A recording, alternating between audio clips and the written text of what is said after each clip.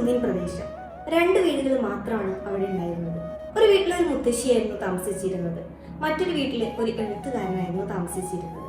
ഈ എഴുത്തുകാരൻ തൻ്റെ ആവശ്യങ്ങൾക്ക് വേണ്ടി എപ്പോഴും പുറത്തു പോകുന്ന ഒരു വ്യക്തിയായിരുന്നു. പക്ഷെ ആ സമയത്ത് പോലും ഈ മുത്തശ്ശിക്ക് വേണ്ട കാര്യങ്ങൾ ചെയ്തു കൊടുക്കാൻ എഴുത്തുകാരൻ മറക്കാറുണ്ടായിരുന്നില്ല. ഒരിക്കൽ എഴുത്തുകാരൻ മുത്തശ്ശിയുടെ വീട്ടിലേക്ക് കടന്നു വന്നോട് പറയാണ്, ഞാനൊരു ദീർഘയാത്ര പോവുകയാണ്. ചിലപ്പോൾ ഞാൻ ദിവസങ്ങൾ കഴിഞ്ഞാവും മടങ്ങി വരിക, ചിലപ്പോൾ അത് മാസങ്ങളായേക്കാം. ആ സമയത്ത് മുത്തശ്ശി പറയുകയാണ്, നീ പോകുന്നതിന് മുമ്പ് എനിക്കൊരു സഹായം ചെയ്യണം. നീ നിന്റെ വീടിന് മുന്നിൽ കത്തിച്ചു വെക്കാറുള്ള ആ ഒരു വിളക്ക് അത് കത്തിച്ച് വെച്ചിട്ട് വേണം നീ പോകാൻ. അപ്പോൾ എഴുത്തുകാരൻ അത്ഭുതത്തോടു കൂടി ചോദിക്കുകയാണ്, എന്തിനാണ് ഞാനത് ചെയ്യുന്നത്? അപ്പോൾ മുത്തശ്ശി പറയുകയാണ്, വൈകുന്നേരങ്ങളിൽ അവിടേക്ക് നോക്കുമ്പോൾ എനിക്കൊരു പ്രതീക്ഷയാണ്, നീ എന്നൊരു വ്യക്തി അവിടെ ഉണ്ടല്ലോ എന്നുള്ളൊരു പ്രതീക്ഷ.